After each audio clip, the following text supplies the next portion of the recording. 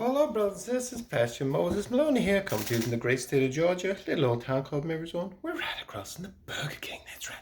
So, brothers and sisters, thought I'd make a little quick video today. I read a comment on another video from a lady that I thought was my friend, and she said that Pastor Moses Maloney has issues, so I just thought I would address that in this little video. Making this video for my subscribers, of course, my thousands and thousands of subscribers that donate hundreds and hundreds of dollars to my PayPal account every week. So I just wanted to assure you that the ministry that you're donating your hard-earned cash to does not have issues, brothers and sisters. Do I look like someone that has issues, for God's sake? I know I have some issues with my beard sometimes, but I'm going to get that under control, don't you worry. So yeah, I used to email this young lady back and forth. Excuse me. Yeah, so I told her some personal stuff. The first one was about how I came to know Jesus. I think I shared it in another video. I was homeless at one stage and came to know God through that. He brought me out of that, and I read the Bible to see what he had to say. I seen what he could do, so I wanted to see what he had to say. So then about 3 years ago, I went through a very traumatic episode, and it spiraled me into a very deep depression. I basically lost my family, lost my friends, and I wasn't leaving the house. I was basically sleeping all day, and then I would get up and I would drink, and then I would sleep. So then one Saturday, I was looking at the time on my phone, lying in bed, and it was, I think, around 1:52. So of course I looked up Strong's Concordance. No, I'm only joking. I did not. I don't know what time it was. It was maybe like 2 or 3 o'clock. But I put my phone back down. All of a sudden, a song started to play, brothers and sisters. So I listened to the song, and it was "Shine" by Take That. And these are the lyrics. You're such a big star to me. You're everything I want to be, but you're stuck in a hole and I want you to get out. I don't know what there is to see, but I know it's time for you to leave. We're all just pushing along, trying to figure it out. All your anticipation pulls you down. When you can have it all, you can have it all. So come on, get it on.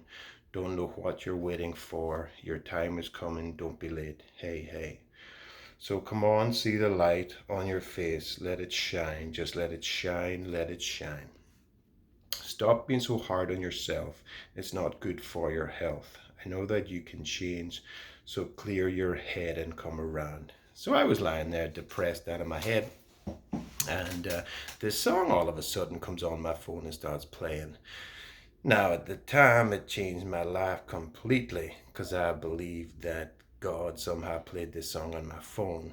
I didn't realize I must have pressed Pandora by accident, but in my head, it was sent from God himself because I listened to that song 3 times and it changed me. I got up, I showered first time in a week, and I made an appointment and I went to see a doctor, brothers and sisters. So all because of this one song. So I got to the doctor's office and they said, so why are you here? And I says, well, God spoke to me today. That's why I'm here. So brothers and sisters, just a word of warning and advice. Never say God speaks to you when you're in a therapist's office. Never. Big mistake. Huge, brothers and sisters, huge. Yeah, they thought there was something really wrong with me. Not that there's anything wrong with schizophrenia or bipolar. I mean, it's all manageable, but I was just depressed. But because I mentioned that God spoke to me, yeah, the eyebrows went up. And of course, it was like, so do you hear voices in your head often, Moses? So I explained, no, I didn't hear voices in my head. It was a song, and then it was more relaxed after that. But yeah, just just a word of advice. Never say God speaks to you if you're in a therapist's office. That's number one. And I remember she said, so you do realize that was just a coincidence? And I remember, crossing my fingers in my pockets and saying, yeah, I understand that. But I knew myself, it had to be from God. I mean, I believe that to this day that God sent that song, brothers and sisters. And, after that, I put my iPod on shuffle for the weeks going on ahead. And like every song seemed to speak to me in some way, and it changed my life. So I really believe God speaks to me through songs. I mean, people say God speaks to them every day, but for me, it's true music, and of course, the music industry is satanic. That's right. oh, yeah, they're satanic. Everyone's satanic in Hollywood and in the music industry. Brothers and sisters, Satan's everywhere. You just got to use discernment and figure it out yourselves. So anyway, it did change my life, and I do believe that God speaks to me through music. Crazy as that may sound, but that's what I believe. So anyway, so yeah, and then she says that or my email was that that's why I'm on YouTube, why Moses is on YouTube, because God speaks to him through music. Well, sort of, and not really at the same time, because I'm here now today because when I was recovering, I went on to YouTube to listen to other testimonies, and that eventually led me to different churches, and then to, of course, Mr. Pastor Tim Henderson himself and Gigi and the likes. And I was reading some of the comments. He was on about the rapture, of course. The rapture was imminent. This was like, what was it, 2 years ago, maybe 3 years ago? So rapture was imminent. Excuse me.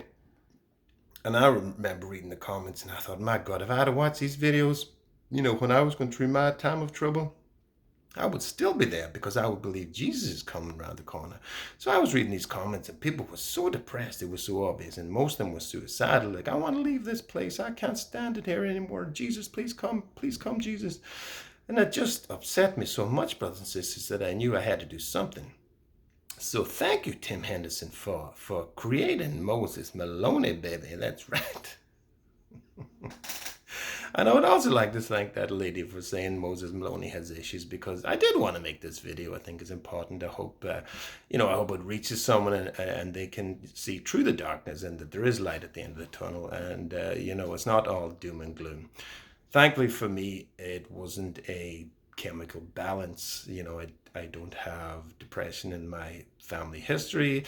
It was just I went through a traumatic event, and I was dealing with it, in my own psyche. So thankfully therapy was all I needed. I didn't have to go on tablets. So, but I've learned a lot from it. And, I went to support groups to support others. I'm very active now because I did go through that.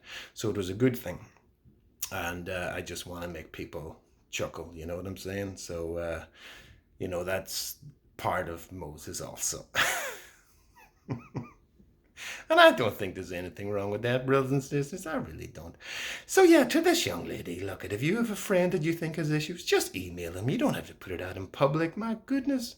And especially say like, oh, you don't have issues. What about that email you sent me? Like, that was personal. I don't think that should be brought up anyway.